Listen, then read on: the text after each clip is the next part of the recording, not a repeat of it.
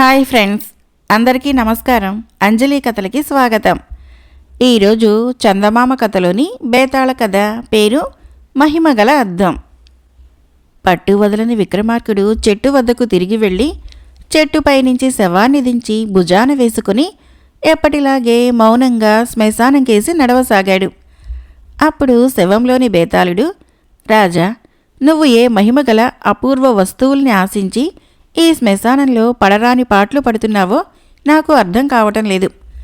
అపూర్వమైన దివ్య వస్తువులు కూడా ఒక్కొక్కసారి తమ మహిమలను కోల్పోయే అవకాశం ఉన్నది. ఇందుకు నిదర్శనంగా ఒక మహిమగల అద్దాన్ని పొంది కూడా దాని వలన ఆశించిన ప్రయోజనాన్ని సాధించలేక విఫలుడైన ఒక రాకుమారుడి కథ చెబుతాను. శ్రమ తెలియకుండా విను అంటూ ఇలా చెప్పసాగాడు. నైమిసారణ్య ప్రాంతంలో జయేంద్రుడు అనే ముని నివసించేవాడు. సకల శాస్త్ర పారంగతుడైన ఆయన వద్దకు ఎందరో యువకులు వచ్చి శిష్యులుగా చేరేవారు. సింహపురి యువరాజు హేమదత్తుడు వారిలో ఒకడు. హేమదత్తుడు 4 ఏళ్ల పాటు జయేంద్రుడి ఆశ్రమంలో ఉండి సకల విద్యలు అభ్యసించాడు. ఇక వీడ్కోలు సమయం ఆసన్నమైంది. ఆ సమయంలో తన శిష్యులకు వాళ్ళ యోగ్యతను బట్టి జయేంద్రుడు ఏదో ఒక కానుక ఇస్తుండేవాడు. ఆయన ఆప్యాయంగా హేమదత్తుడి తల నిమిరి, నాయనా, నేటితో నీ విద్యాభ్యాసం పూర్తయింది. సింహపురి భావి మహారాజువైన నీకు ఉపకరించగల ఒక కానుకను ఇవ్వదలిచాను అని తాటాకుల బుట్టలో నుంచి వలయాకారంలో ఉన్న ఒక దంతపు అద్దాన్ని బయటకు తీసి, ఇది మహిమగల అద్దం. దీని ముందు నిలబడిన వ్యక్తి గురించి ఎటువంటి సమాచారాన్నైనా ఈ అద్దము అందివ్వగలదు. బుద్ధి కుశలతతో ఈ అద్దాన్ని ఉపయోగించి ప్రయోజనాన్ని పొందు. సమర్థుడైన పాలకుడిగా పేరు తెచ్చుకో. నీకు అవసరం లేదనుకున్న నాడు ఈ మహిమగల అద్దాన్ని నాకు తిరిగి తెచ్చివ్వు అని చెప్పాడు. హేమదత్తుడు గురువుకు తన కృతజ్ఞత చెప్పుకొని సింహపురికి తిరిగి వచ్చిన కొంతకాలానికి రాజుగా పట్టాభిషక్తుడయ్యాడు. ఒకనాడు సింహళ దేశం నుంచి వీరభూపతి అనే మల్లయోధుడు, ధీరసింహుడు అనే ఖడ్గ విద్యా నిపుణుడు, భూపాలవర్మ అని మేటి విలికాడు సింహపురికి వచ్చారు. వాళ్ళు రాజు హేమదత్తుడి దర్శనం చేసుకుని, మహారాజా, మా ముగ్గురిలో ఎవరు అధికులో ఇంతవరకు ఎవరూ తేల్చి చెప్పలేకపోయారు. మీ వద్ద ఒక మహిమగల అద్దం ఉన్నదని, దాని సహాయంతో మీరు ఎన్నో జటిల సమస్యలను చిటికలో పరిష్కరిస్తున్నారని విని ఎంతో ఆశతో వచ్చాం. మా వివాదాన్ని కూడా అద్దం సహాయంతో పరిష్కరించండి అని కోరాడు. ఆ తర్వాత యుద్ధ విద్యలలో వాళ్ళ సామర్థ్యము అపూర్వమైనదని వాళ్ళ ప్రదర్శనను చూసిన హేమదత్తుడు గ్రహించాడు. ఆ ముగ్గురు వీరులని అద్దం ముందు నిలబెట్టి, మహిమగల అద్దమా, ఈ ముగ్గురు వీరులలో మహావీరుడెవరో తేల్చి చెప్పు అన్నాడు. అద్దంలో నుంచి ఎటువంటి సమాధానము రాలేదు. హేమదత్తుడు నివ్వెరపోయాడు. 2-3 సార్లు అడిగి చూసినా ఫలితం లేకపోయింది. అద్దం కూడా తమ సమస్యను పరిష్కరించడంలో విఫలమైనందుకు విచారిస్తూ ఆ ముగ్గురు వీరులు వెళ్ళిపోయారు. కొన్నాళ్ళు గడిచాక కోసల దేశం నుంచి ధూమకేతు, వజ్రబాహు అనే మల్లయోధులు హిమదత్తుడి దగ్గరికి వచ్చారు. వాళ్ళది కూడా తమ ఇరువురిలో ఎవరు గొప్ప అన్న సమస్యే. ఎన్నిసార్లు ఆ ఇద్దరు మల్లయుద్ధ పోటీలలో పాల్గొన్నా ఇద్దరు సమ ఉజ్జీలుగా నిలబడటమే అందుకు గల కారణం. హేమదత్తుడు సభ తీర్చి గత అనుభవం మూలంగా అద్దం మహిమను సంశయిస్తూనే, మహిమగల అద్దమా, ఈ ఇద్దరిలో మేటి ఎవరో చెప్పు అని అడిగాడు. మరుక్షణము అద్దంలో నుంచి వజ్రబాహు అన్న సమాధానం వచ్చింది. అద్దము తన మహిమను కోల్పోనందుకు ఆనందపడుతూ హిమదత్తుడు, వజ్రబాహు ధూమకేతు కంటే ఏ విధంగా మేటి అని ప్రశ్నించాడు. ఒక మాంత్రికుడు ఇచ్చిన తాయెత్తును భుజానికి కట్టుకోవటం వలన ధూమకేతుకు మల్లయుద్ధ పోటీలలో అపజయం అన్నది లేకుండా పోయింది అని అద్దం జవాబిచ్చింది. ఈ మాటలు వింటూనే అద్దం ముందు నిలబడి ఉన్న ధూమకేతు మొహము వెలవెలాబోయింది. వజ్రబాహు కోపంతో పళ్ళు నూరి ధూమకేతుడు భుజానికి కట్టుకున్న తాయెత్తును ఓడబెక్కి దూరంగా విసిరేశాడు. అప్పటికప్పుడే వజ్రబాహు ధూమకేతుల మధ్య మల్లయుద్ధం పోటీ ఏర్పాటు చేశాడు హేమదత్తుడు. అద్దం మాటలు అక్షరాల నిజమని నిరూపిస్తూ వజ్రబాహు తన వజ్రఘాతాల వంటి పిడిగుద్దులతో ధూమకేతును నిమిషాలలో మట్టి కరిపించాడు.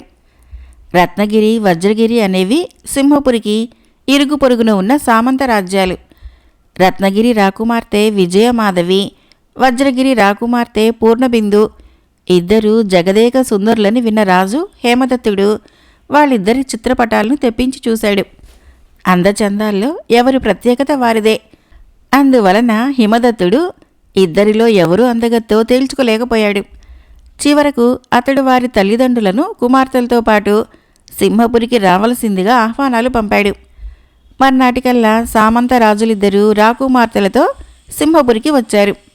హిమదత్తుడు వారికి రాజప్రాసాదంలో విడిది ఏర్పాటు చేసి ఒకనాటి ఉదయము సామంతరాజుల్ని కలుసుకొని, మీరు నా మాట మన్నించి వచ్చినందుకు కృతజ్ఞుణ్ణి. మిమ్మల్ని ఆహ్వానించిన కారణము ఈసరికి మీరు ఊహించే ఉంటారు. యువరాణులు విజయమాధవి, పూర్ణబిందులలో ఎవరు ఎక్కువ సౌందర్యవతో నేను చిత్రపటాలు చూసి నిర్ణయించుకోలేకపోయాను. యువరాణులిద్దరూ నా ఎదుటనే ఉన్నా ఇప్పుడు నేనే నిర్ణయానికి రాలేకపోతున్నాను.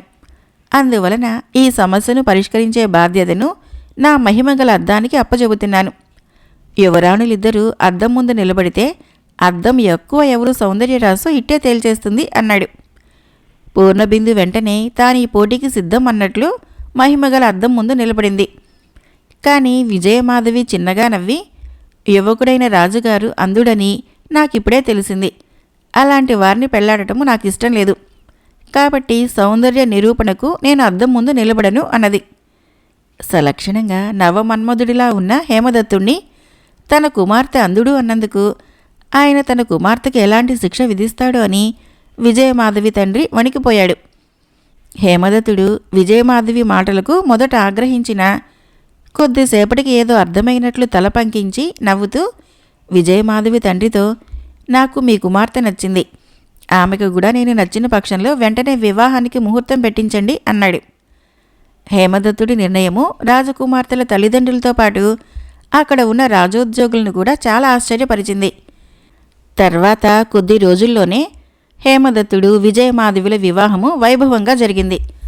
1 నెల గడిచాక ఒకనాడు రాజభవన కావలిభటుడు భద్రుడు అనేవాడు విజయమాధవి నగల పేటిక మీద ఉంచిన చంద్రహారాన్ని దొంగిలించి ఉద్యానవనంలోని అశోక వృక్షం తొర్రలో దాచాడు.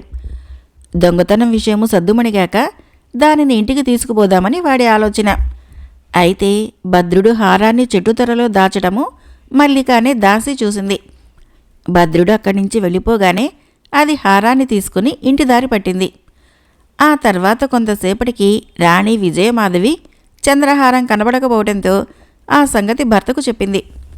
హేమదత్తుడు ఆ హారాన్ని దొంగిలించిన వాళ్ళు అంతఃపుర దాసీలు కాపలా భటులు అయి ఉంటారని ఊహించి వాళ్ళందర్నీ పిలిపించి అద్దం ముందు ఒక్కొక్కనే నడవమని ఆజ్ఞాపించి, మహిమగల అద్దమా, నీ ముందు నడిచిపోయే వారిలో చంద్రహారం దొంగ ఎవరో చెప్పు అన్నాడు. భటులు దాసీలు నిలబడిన వరుస నెమ్మదిగా అద్దం ముందు నుంచి కదలసాగింది. మల్లిక తెలివిగా భద్రుడి వెనక నిలబడింది. తన వంతు వచ్చేసరికి భద్రుడికి ముచ్చెమటలు పట్టాయి. అంతలో అద్దము భద్రుడు దొంగ అన్నది. అది విని మల్లిక, అమ్మయ్య గండం గడిచింది అన్నట్లు గుండెల మీద చెయ్యి వేసుకోవటము విజయమాధవి కంటపడింది.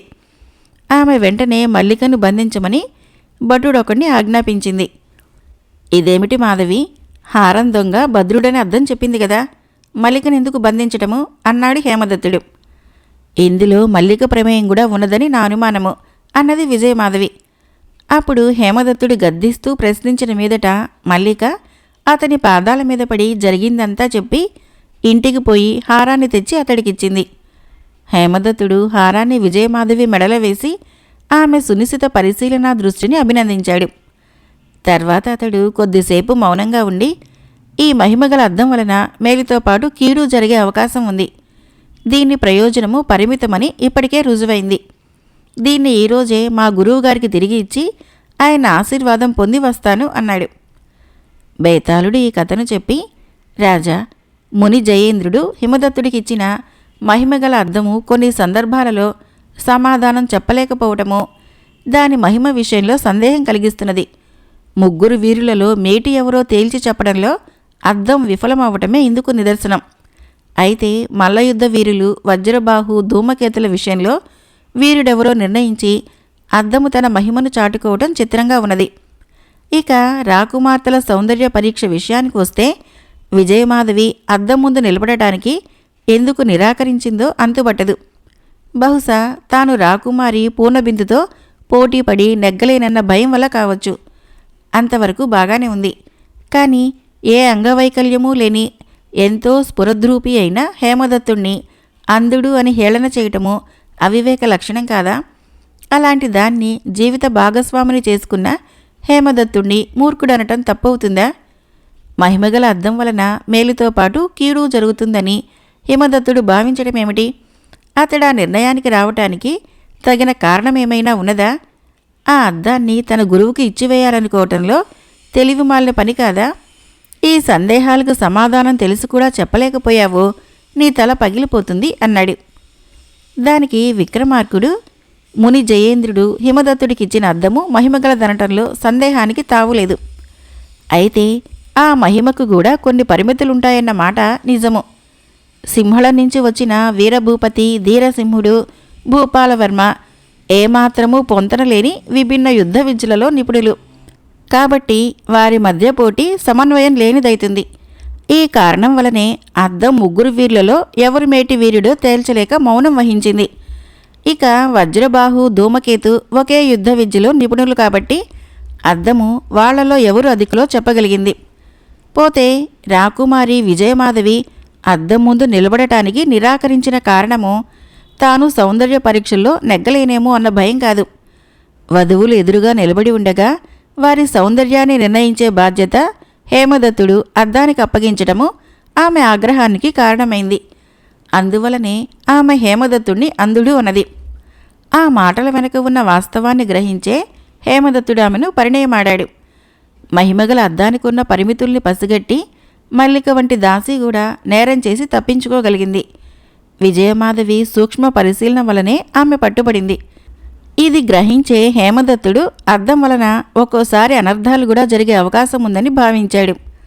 మహిమగల సాధకాల కంటే మానవ మేధస్సును ఉపయోగించి సమస్యలను పరిష్కరించడం రాజ్యపాలకుడికి అవసరమని గ్రహింపునకు వచ్చి దానిని తిరిగి మునికి ఇవ్వాలని నిర్ణయించుకున్నాడు. ఇది ఎంతో సముచితమైన నిర్ణయం. ఇందులో హేమదత్తుడి వైఫల్యం అంటూ ఏమీ లేదు అన్నాడు. రాజుకు ఈ విధంగా మౌనభంగం కలగగానే బేతాళుడు శవంతో సహా మాయమై తిరిగి చెట్టెక్కాడు. ఈ కథకి ఆధారము రాఘవరాజు పట్టాభిరామరాజు రచన. మరొక కథ పేరు న్యాయ నిర్ణయం. ఇది 25 ఏళ్ల నాటి చందమామ కథ. పూర్వము కాశ్మీరు రాజ్యాన్ని సుకేతుడు అనే రాజు పరిపాలించేవాడు. శ్రీనగరు ఆ రాజ్యానికి రాజధాని. శ్రీనగర్కు దూరాన ఉన్న ఇంకొక నగరంలో ఒక న్యాయాధికారి ఉండేవాడు. న్యాయ నిర్ణయం చేయటంలో ఆయన ప్రజ్ఞ కనపరచసాగాడు. కొద్ది కాలంలోనే ఆయన ఖ్యాతి కాశ్మీరు రాజ్యం అంతటా వ్యాపించింది. ఈయనను ఎక్కడెక్కడి వాళ్ళు మెచ్చుకుంటూ ఉండటము చూసిన సుకేత మహారాజుకి ఆశ్చర్యం కలిగింది. ఆ న్యాయాధికారి న్యాయ నిర్ణయం చేసి ఇచ్చే తీర్పులు ఎలా ఉంటాయో స్వయంగా చూడాలని ఆయనకు కోరిక కలిగింది. వెంటనే ఆయన సామాన్యుడి దుస్తులు ధరించి తన గుర్రాన్ని ఎక్కి ఆ న్యాయాధికారి ఉండే నగరానికి బయలుదేరాడు. సుకేత మహారాజు 2 రోజులు ప్రయాణం చేసి తన గమ్యస్థానం చేరాడు. ఆయన నగరద్వారం దాటి నగరంలోకి వెళుతూ ఉండగా దారి పక్కన ఉన్న ఒక కుంటి బిచ్చగాడు ధర్మం ప్రభు అంటూ దగ్గరికి వచ్చాడు. రాజు వాడి చేతిలో కొంత డబ్బు పెట్టి ముందుకు సాగిపోబోయాడు. కానీ బిచ్చగాడు ఆయన్ని వదలక మళ్ళీ ధర్మప్రభు అన్నాడు. ధర్మం చేస్తిని కదా, ఇంకేం కావాలి అన్నాడు రాజు. బాబు, నగరంలో సంత సాగుతోంది. కుంటివాణ్ణి, అంత దూరం నడిచిపోలేను. గుర్రం మీద మీ వెనక ఎక్కించుకోండి. సంత దగ్గర దిగి నా దారిన నేను పోతాను అన్నాడు కుంటి బిచ్చగాడు. సరే ఎక్కు అని రాజు ఆ బిచ్చగాడిని తన వెనక కూర్చోబెట్టుకుని నగర మధ్యమానికి వెళ్ళాడు. అక్కడికి దగ్గరలోనే సంత జరుగుతోంది. ఇదే సంత, ఇక నువ్వు దిగి వెళ్ళిపోవచ్చు అన్నాడు రాజు. నువ్వే దిగు ముందు అన్నాడు బిచ్చగాడు. వాడు దిగలేక తన సహాయం కోరుతున్నాడనుకోని రాజు గుర్రం దిగి నా చెయ్యి పట్టుకుని జాగ్రత్తగా దిగు అన్నాడు బిచ్చగాడితో. నన్ను దిగమనటానికి నువ్వెవరువు? పోనీ పాపమని గుర్రం ఎక్కనిచ్చినందుక అన్నాడు బిచ్చగాడు. నా గుర్రం మీద నన్ను నువ్వు ఎక్కనిచ్చేదేంటి? పిచ్చి మాటలు మాట్లాడకుండా దిగు అన్నాడు రాజు. ఈ గుర్రం నాది, నేను దిగను అన్నాడు బిచ్చగాడు ఖచ్చితంగా. ఇంత అన్యాయం నేనెక్కడా చూడలేదు. ఈ నగరంలో గొప్ప న్యాయాధికారి ఉన్నాడు తెలుసా అన్నాడు రాజు. ఎంత న్యాయాధికారి అయితే మాత్రమో ఈ గుర్రం నాలాంటి కాళ్ళు లేని వాడిదని తీర్పు ఇస్తాడు గాని పిడిరాయిలాగా ఉన్న నీదని ఒక్కనాటికి చెప్పడు అన్నాడు బిచ్చగాడు. ఏం చెబుతాడో తెలుసుకుందాం, న్యాయస్థానానికి పదా అన్నాడు రాజు. నాకేం భయం లేదు, పోదాం పదా అన్నాడు బిచ్చగాడు. న్యాయాధికారి ఇద్దరి మధ్య ఏ విధంగా న్యాయం చెబుతాడో చూడాలని రాజుకు కోరిక కలిగింది. రాజు బిచ్చగాడు కలిసి న్యాయస్థానానికి వెళ్లేసరికి అప్పటికే కొన్ని ఫిర్యాదుల గురించి విచారణ జరుగుతున్నది. ఒక కరణము, ఒక రైతు, ఒక స్త్రీని గురించి తగాదాపడి వచ్చారు. ఆ స్త్రీ మూగది. ఆమె నా భార్య అంటే నా భార్య అని ఇద్దరు పురుషులు తగాదా పడుతున్నారు. ఇద్దరూ ప్రమాణాలు చేశారు. సరే, ఈరోజు ఈమెను నా దగ్గర వదిలి వెళ్ళండి, రేపు నేను మీకు తీర్పు చెబుతాను అన్నాడు న్యాయాధికారి. తర్వాత ఒక కసాయి, ఒక నూనె గానుగవాడు వచ్చారు. కసాయి చేతిలో గుప్పెడు చిల్లర డబ్బులున్నాయి. గానుగవాడి చేతుల నిండా నూనె ఉన్నది. అయ్యా, ఈ కసాయి నా దగ్గరికి వచ్చి ఒక మొహురికి చిల్లర ఇచ్చినట్లయితే నూనె కొంటానన్నాడు. నేను నా దగ్గర ఉన్న చిల్లరంతా తీసి లెక్క పెడుతూ ఉండగా డబ్బులన్నీ లాగేసుకొని అవి తనవేనంటున్నాడు. తమరే న్యాయం చిత్తగించాలి అన్నాడు నూనె గానుగవాడు. అయ్యా, నేను ఈ మనిషి దగ్గర నూనె కొనటానికి వెళ్ళిన మాట నిజమే. నా జేబులో ఎంత డబ్బున్నదోనని తీసి లెక్క పెట్టుకుంటూ ఉంటే ఈ మనిషి నా చేయి పట్టుకొని ఈ డబ్బులు తనవేనంటున్నాడు. న్యాయం చిత్తగించాలి అన్నాడు కసాయి. ఆ డబ్బులు నా వద్ద ఉంచి రేపు రండి, తీర్పు చెబుతాను అన్నాడు న్యాయాధికారి. తర్వాత గుర్రం తగాదా వచ్చింది. అయ్యా, మాది శ్రీనగరు. ఇవాళ సంతలో కొన్ని సరుకులు కొందామని నేను నా గుర్రం మీద ఎక్కి ప్రయాణమై వచ్చాను. నగర ద్వారం వద్ద ఈ కుంటి మనిషి తగిలి నన్ను ధర్మం అడిగాడు. డబ్బులిచ్చాను. తర్వాత తనని నా గుర్రం మీద ఎక్కించుకొని సంత వద్దకు చేర్చమన్నాడు. అలాగే చేశాను. కానీ సంత వద్ద ఈ మనిషి దిగ్గకపోగా పైపచ్చు ఈ గుర్రం తనదేనంటున్నాడు అని రాజు చెప్పాడు. అయ్యా, నేను కాళ్ళు లేనివాణ్ణి. అందుచేత ఎక్కడికి వెళ్ళినా ఈ గుర్రం మీదే వెళతాను. సంత కోసమని నేను వస్తూ ఉండగా ఈ పెద్ద మనిషి ద్వారం వద్ద కనిపించాడు. చాలా దూరం నడిచి డస్సిపోయానని చెప్పి తనను ఎలాగైనా సంతకు చేర్చమన్నాడు. సరే కదా అని సంతదాకా తెస్తే ఈ గుర్రం తనదేనని నాతో పేచీపడ్డాడు. తమరు న్యాయం నిర్ణయించండి అన్నాడు కుంటివాడు. న్యాయాధికారి ఒక్క క్షణం ఆలోచించి ఈ గుర్రాన్ని నా వద్ద ఉంచి వెళ్ళి మళ్ళీ రేపు రండి, తీర్పు చెబుతాను అన్నాడు. మర్నాడు న్యాయస్థానానికి ఫిర్యాదీలు, ప్రేక్షకులు వచ్చారు. న్యాయాధికారి కరణాన్ని పిలిచి, ఈ స్త్రీ మీ భార్యే, మీరు ఆమెను తీసుకువెళ్ళండి. ఈ రైతు తప్పుడు ఫిర్యాదు చేసినందుకు గాను 50 కొరడా దెబ్బలు శిక్ష విధిస్తున్నాను అన్నాడు. తర్వాత ఆయన రెండవ ఫిర్యాది అయిన కసాయిని పిలిచి, ఈ డబ్బులు నువ్వే తీసుకో. తప్పుడు ఫిర్యాదు చేసినందుకు నూనె గానుగవాడికి 50 కొరడా దెబ్బలు శిక్ష అన్నాడు. తర్వాత న్యాయాధికారి రాజును, కుంటివాణ్ణి పిలిచి, మీరు తగాదా పడే గుర్రాన్ని 20 గుర్రాల మధ్య కట్టేయించాను. వాటిలో మీ గుర్రాన్ని పోల్చుకోగలరా అని అడిగాడు. పోల్చుకోగలనని రాజు అన్నాడు. పోల్చుకోగలనని కుంటివాడు కూడా అన్నాడు. న్యాయాధికారి రాజుతో, ముందు నువ్వు నా వెంటరా అని తీసుకుని పోయాడు. 20 గుర్రాల మధ్య ఉన్న తన గుర్రాన్ని రాజు సులువుగా గుర్తించాడు. సరే, నువ్వు న్యాయస్థానానికి వెళ్ళి కుంటివాణ్ణి పంపించు అన్నాడు న్యాయాధికారి. రాజు అలాగే చేశాడు. కుంటివాడు కూడా రాజులాగానే గుర్రాన్ని గుర్తించాడు. న్యాయాధికారి న్యాయస్థానానికి తిరిగి వచ్చి రాజుతో, ఆ గుర్రం నీదే, దాన్ని నువ్వు తీసుకుని పోవచ్చు. తప్పుడు ఫిర్యాదు చేసినందుకు కుంటివాడికి 50 కొరడా దెబ్బల శిక్ష విధిస్తున్నాను అన్నాడు. అంతటితో ఆ పూటకు కచేరీ ముగిసింది. అందరూ వెళ్ళిపోయాక రాజు ఒక్కడే ఉండి ఉండటం చూసి న్యాయాధికారి, ఇంకా ఎందుకు ఇక్కడే ఉన్నావు? నేనిచ్చిన తీర్పు నీకు తృప్తికరంగా లేదా అని అడిగాడు. చాలా తృప్తికరంగా ఉంది. ఆ విషయమే మీతో మాట్లాడాలని ఆగాను. న్యాయం చెప్పడం తేలిక కాదు. నా ఫిర్యాదు విషయంలో మీరు న్యాయమే చెప్పారని నాకు తెలుసు. మిగిలిన ఫిర్యాదుల సంగతి నేనేమీ చెప్పలేను. బహుశా వాటిలో కూడా న్యాయంగానే తీర్పు చెప్పి ఉంటారు. కానీ మీరు అంత తెలివిగా ఎలా న్యాయ నిర్ణయం చేస్తారో నేను ఊహించలేకుండా ఉన్నాను అన్నాడు రాజు. అది నువ్వనుకున్నంత కష్టం కాదు. ఆ స్త్రీ విషయం తీసుకో. ఆమెను నిన్న రాత్రి మా ఇంటికి తీసుకొని పోయాను.